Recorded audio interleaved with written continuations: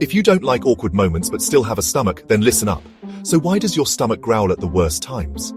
It's actually a symphony of your digestive system. Here's the scoop. When you're hungry, your brain sends a signal to your stomach and intestines. They start their dance called peristalsis, moving food and gas around. This movement creates vibrations and voila, a growling stomach. But why does it happen more in quiet rooms?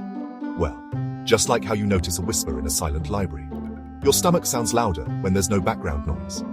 And get this, even if you're not hungry, your brain still sends these signals every couple of hours to keep your digestive system in check.